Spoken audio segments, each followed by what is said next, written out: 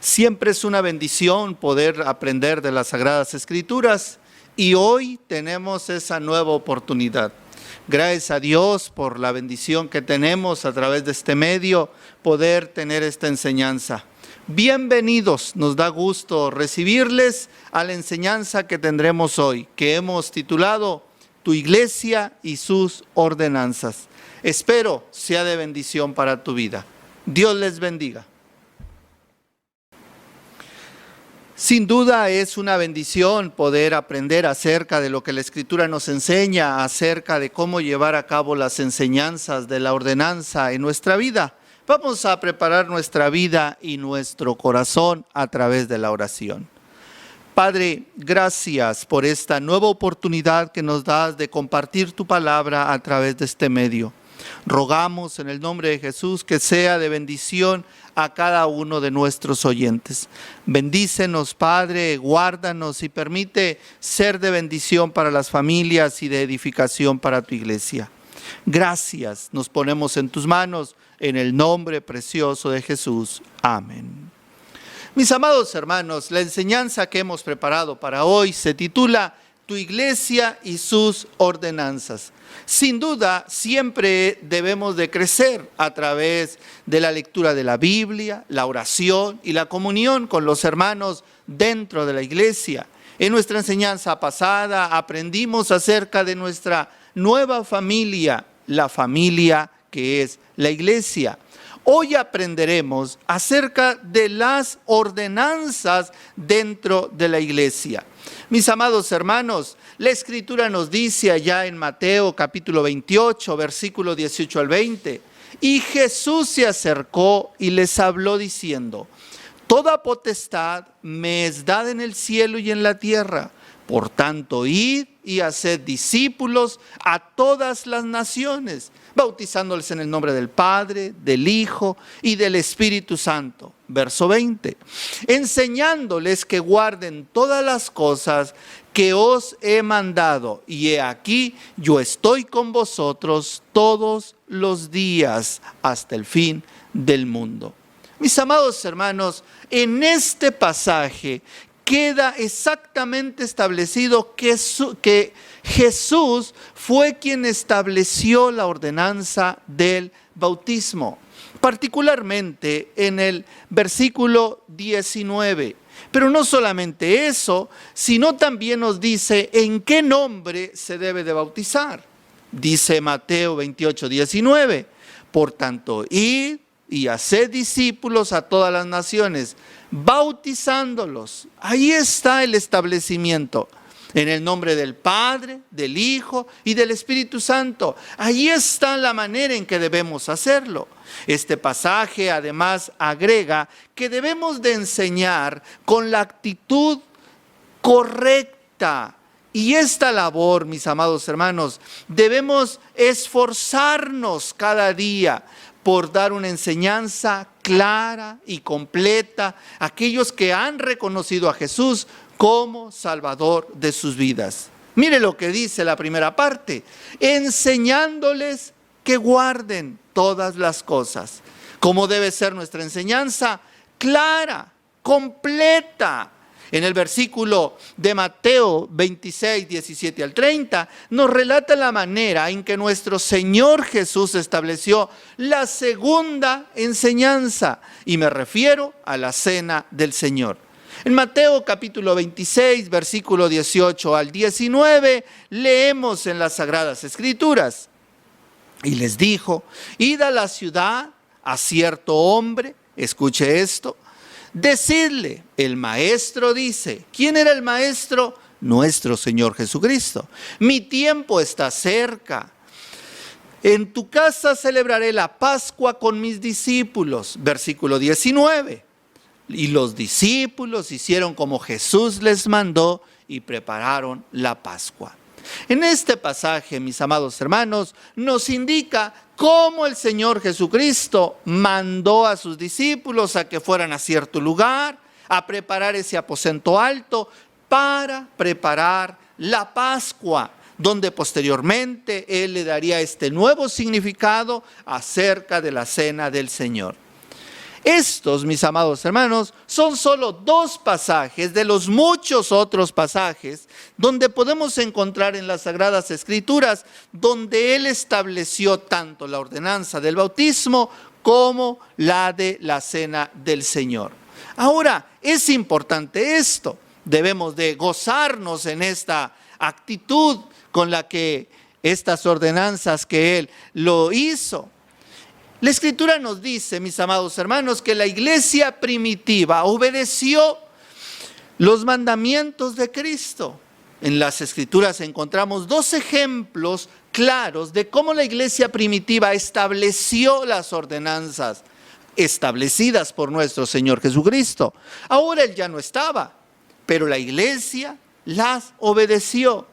Veamos primero el bautismo. En Hechos capítulo 2, versículo 41, dice la Escritura: así que los que recibieron su palabra fueron bautizados y se añadieron aquel día como 3,000 personas. ¿Recuerda usted la predicación de Pedro? Se convirtieron como 3,000 personas. ¿Qué hicieron enseguida la iglesia? Los bautizó y se añadieron a ese grupo de creyentes de la iglesia primitiva. Ahora, permítame leerle lo que dice la Escritura en cuanto a la cena del Señor. En 1 Corintios, capítulo 11, versículo 23 al 30, escribiendo el apóstol Pablo a la iglesia de Corinto, les enseña cómo deben ellos celebrar la cena del Señor. Y es un claro ejemplo de cómo la iglesia celebraba la cena del Señor. 1 Corintios 11, 23 al 30 dice: porque yo recibí del Señor lo que también os he enseñado, que el Señor Jesús, la noche que fue entregado, tomó pan y habiendo dado gracias, lo partió y dijo: tomad, comed, este es mi cuerpo que por vosotros es partido. Haced esto en memoria de mí. Verso 25. Asimismo tomó también la copa después de haber cenado, diciendo: esta copa es el nuevo pacto en mi sangre. Haced esto todas las veces que la bebiereis en memoria de mí. 2 cosas que hemos visto hasta aquí. Nuestro Señor Jesucristo estableció estas 2 ordenanzas. Y la iglesia primitiva, mis amados hermanos, obedeció. Y fíjese hasta cuándo. Versículo 26, debe de obedecer. Así pues, todas las veces que comiereis este pan y bebiereis esta copa, la muerte del Señor anunciáis hasta que Él venga. Debemos nosotros guardar esta enseñanza y esta ordenanza de la celebración de la cena del Señor como iglesia hasta que Él venga. La Biblia habla solamente de 2 ordenanzas establecidas por nuestro Señor Jesucristo: el bautismo y la cena del Señor. Si no las observamos en la manera determinada por la Biblia, ellas llegan a ser meras tradiciones del hombre. Cuando se descarrían del modo bíblico, el resultado va a ser confusión. Y así es en el mundo religioso de hoy. Se convierten solamente en tradiciones, se convierten solamente en religiosidad. Sin embargo, las ordenanzas, tanto el bautismo como la cena del Señor, cuando se practican en la iglesia que estableció nuestro Señor Jesucristo, de la manera correcta que Él lo estableció, mis amados hermanos, estas llegan a ser un símbolo de la salvación que está en nuestro Señor Jesucristo. Por medio de estas ordenanzas se requiere que cada miembro dé una respuesta correcta a su experiencia que tuvo con Cristo en la salvación. Es decir, en la que también da respuesta correcta en su andar diario con el Señor. Cuando el creyente dentro de la iglesia practica las ordenanzas de la manera correcta, da respuesta al Señor de esa convicción propia que tiene de la salvación en Cristo. Y no solamente de la salvación cuando ésta la haya experimentado, sino en su andar diario con el Señor. En tercer lugar, mis amados hermanos, las ordenanzas guardan la pureza del Evangelio. Por eso es importante practicarlas. La Biblia declara claramente que Cristo murió por nosotros y resucitó para nuestra justificación. Nosotros en la salvación morimos a nosotros mismos. Es decir, hay un arrepentimiento de corazón y confiamos en Cristo para vida eterna por medio de la fe. Entonces, cuando una persona se bautiza, como declara ya en Romanos capítulo 6, versículo de 4 y 5, encontramos una gran verdad que se establece. Mire lo que dice: porque somos sepultados juntamente con Él para muerte por el bautismo, a fin de que como Cristo resucitó de los muertos por la gloria del Padre, así también nosotros andemos en vida nueva. Sigue diciendo el versículo 5, porque si fuimos plantados juntamente con Él en la semejanza de su muerte, así también lo seremos en la de su resurrección. Observemos varias cosas de este pasaje bíblico. La primera, que se refiere particularmente a nuestro Señor Jesucristo. En Romanos 3:3 se refiere a su muerte. ¿A la muerte de quién? A la muerte de nuestro Señor Jesucristo. Mire lo que dice: ¿o no sabéis que todos los que hemos sido bautizados en Cristo Jesús, hemos sido bautizados en su muerte? O sea, toda persona que ha sido bautizado en Cristo Jesús ha sido también bautizado en su muerte. Y no solamente habla de su muerte, sino que también Cristo resucitó de los muertos. Y ahora habla de la resurrección de Jesucristo. Porque somos sepultados juntamente con Él para muerte por el bautismo.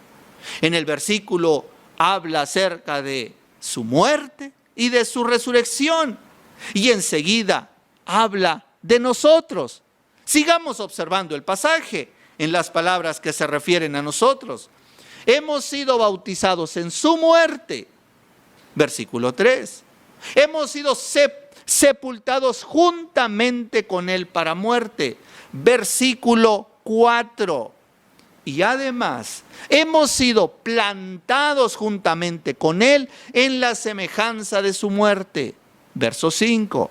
Y agrega: y lo seremos en la de su resurrección.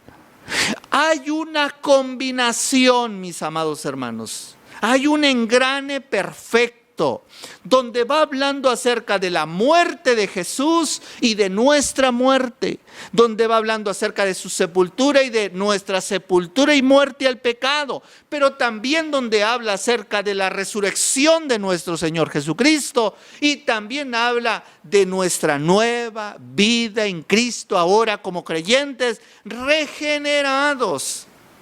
Entonces, por el bautismo, nosotros también predicamos, y también es un símbolo del camino de la salvación, muertos a nosotros mismos y resucitados en Cristo para andar en vida nueva. O como podríamos decir, en novedad de vida, como lo traduce la versión Reina Valera 1909. Queridos hermanos, lo mismo sucede con la celebración de la Cena del Señor. Por la Cena del Señor, el Evangelio declaró claramente allá en 1 Corintios 11, 23 y 30. Lo dice el apóstol Pablo escribiendo a la iglesia de Corinto: porque yo recibí del Señor lo que también os he enseñado. Él había aprendido del Señor Jesucristo y ahora lo estaba transmitiendo a la iglesia. Que el Señor Jesús, la noche que fue entregado, tomó pan, verso 24, y habiendo dado gracias, lo partió y dijo: tomad, comed, este es mi cuerpo que por vosotros es partido. Haced esto en memoria de mí. Por medio de la cena del Señor, mis amados hermanos, estamos anunciando a todos la muerte de nuestro Señor Jesucristo. Y no solamente esto, estamos anunciando a todos la muerte de nosotros también al pecado. El pan habla del cuerpo partido del Señor por nuestros pecados. Y la copa habla de la sangre derramada para el perdón de nuestros pecados. Mis amados hermanos, estas dos ordenanzas guardan la pureza de la iglesia, la esencia de nuestra fe, la razón de ser de la iglesia. Por eso debemos de entenderlas y practicarlas de manera correcta y clara. Y esto es importante. Por el bautismo la iglesia se guarda de la pureza del evangelio. Mire lo que nos dice Hechos 8:35 al 38. Entonces Felipe, abriendo su boca y comenzando desde la escritura, le anunció el evangelio de Jesús. ¿A quién? Al eunuco. Y yendo por el camino llegaron a cierta agua y dijo el eunuco: aquí hay agua. ¿Qué impide que yo sea bautizado? Este hombre había recibido el mensaje del evangelio de Jesús y lo entendió tan claramente que él preguntó cuando llegaron a un lugar donde había abundante agua: ¿qué impide que yo sea bautizado? Versículo 37. Felipe dijo: si crees de todo corazón, bien puedes. Respondiendo dijo: creo que Jesucristo es el Hijo de Dios. Entonces mandó parar el carro y descendieron ambos, Felipe y el eunuco, y le bautizó. Mis amados hermanos, el bautismo guarda la pureza de la iglesia. ¿En qué sentido? Que la persona siendo bautizada está dando testimonio de la verdad, de que ahora ha muerto a sí mismo, al pecado, y que ahora va a andar en una nueva vida. Es una realidad espiritual expresada en algo físico que es el bautismo. Nadie que no ha experimentado la salvación en Cristo debe participar del acto del bautismo. No debemos olvidarnos del orden establecido por Dios en la Biblia. Primero la salvación y después el bautismo. Esto es importante. Hablemos ahora de la cena del Señor. La cena del Señor también guarda la pureza del evangelio. Dice la Escritura allá en 1 Corintios 11, 28 al 32. El pasaje que les acabo de leer hace un momento. La cena del Señor centra todo el hecho de nuestra redención en la muerte de Cristo.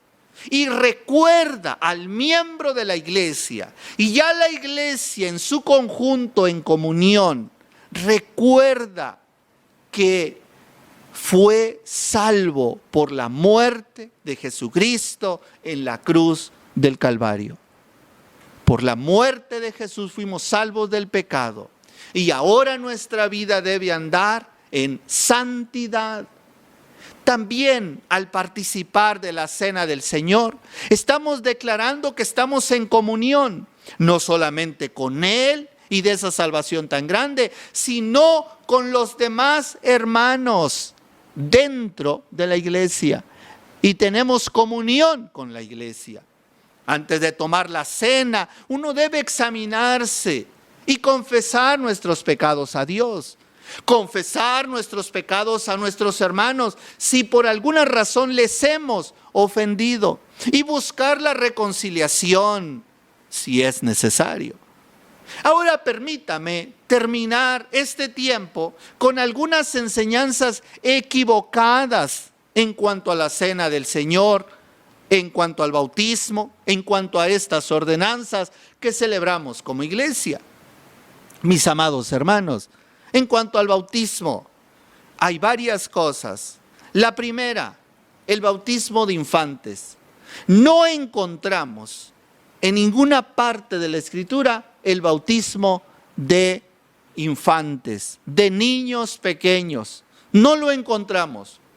El ejemplo que tenemos es nuestro Señor Jesucristo, y nuestro Señor Jesucristo lo hizo a la edad de 33 años cuando inició su ministerio.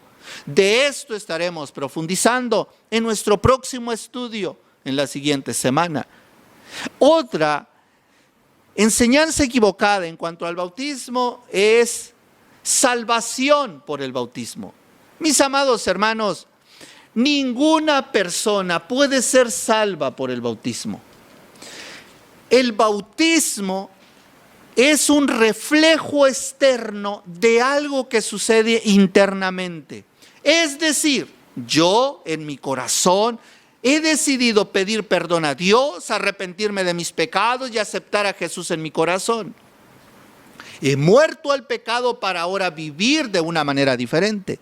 Y eso lo reflejo al ser bautizado. Soy muerto al pecado y ahora resucito para tener una nueva vida en Cristo. Otra enseñanza equivocada en cuanto al bautismo es rociar en lugar de sumergir. La palabra bautismo viene de bautizo, que literalmente significa sumergir. Otra mala enseñanza es que a través del bautismo podemos nosotros recibir el Espíritu Santo. Mis amados hermanos, no es así. El bautismo es un acto de obediencia.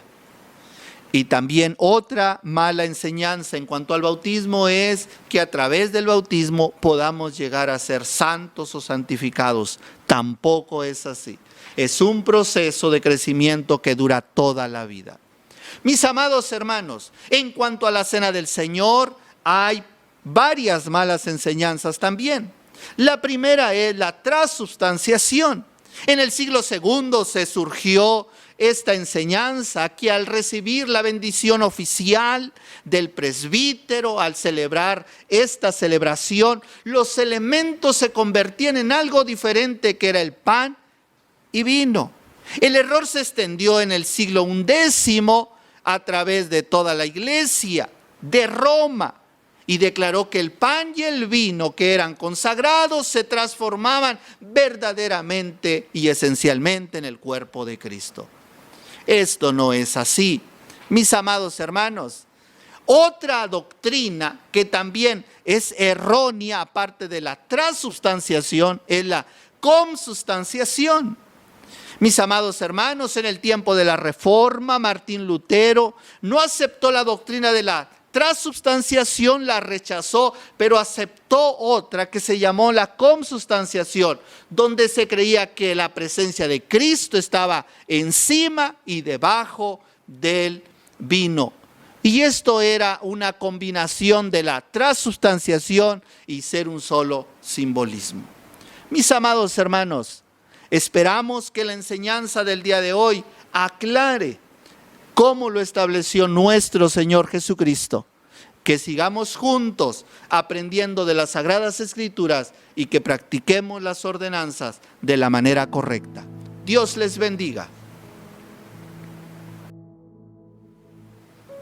Damos gracias a Dios por esta enseñanza.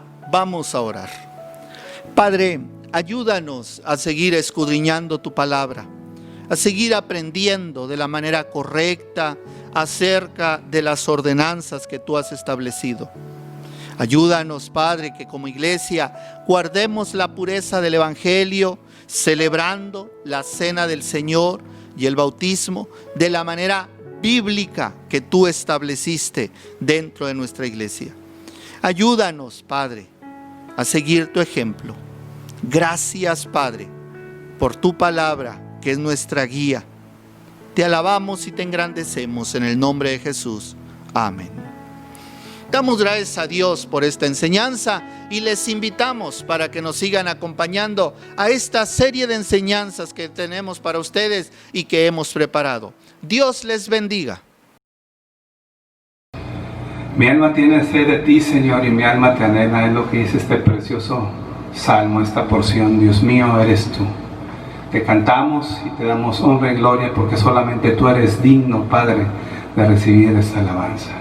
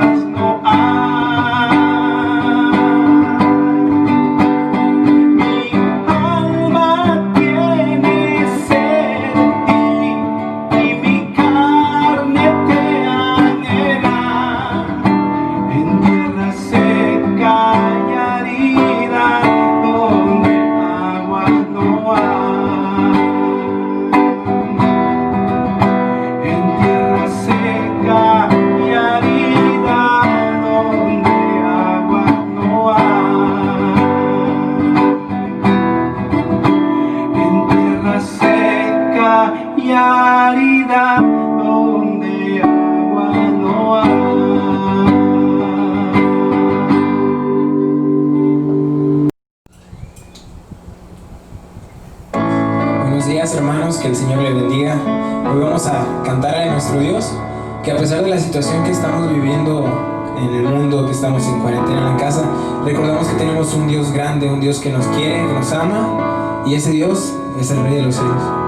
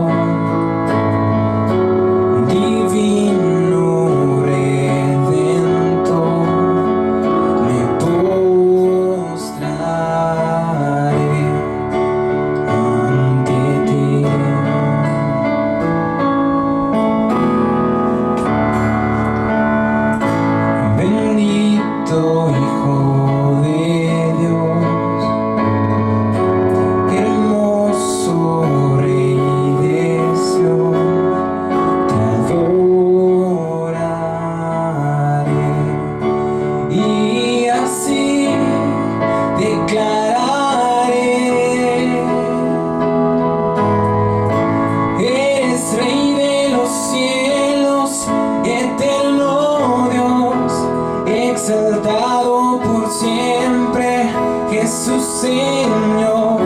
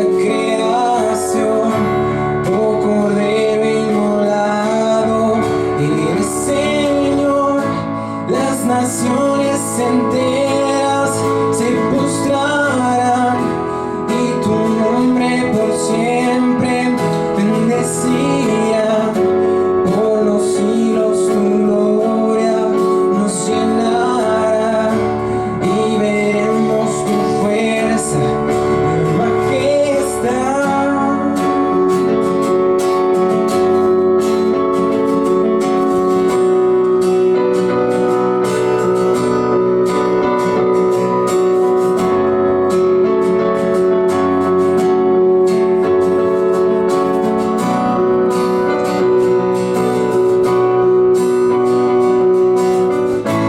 Eres Rey de los cielos, eterno Dios, exaltado por siempre, Jesús Señor. Tú gobiernas en toda la creación, oh Cordero inmolado, eres Señor.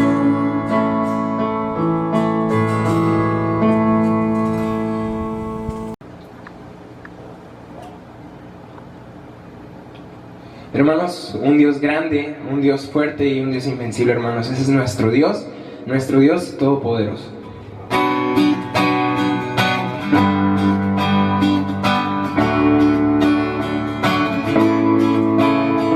La única razón de mi adoración eres tú, mi Jesús. El único motivo para vivir eres tú, mi Señor. Mi única verdad está en ti, eres mi luz y mi salvación. Mi único amor es tu Señor y por siempre te alabaré. Eres todo poderoso, eres grande y majestuoso, eres fuerte, invencible, y no hay nadie como tú.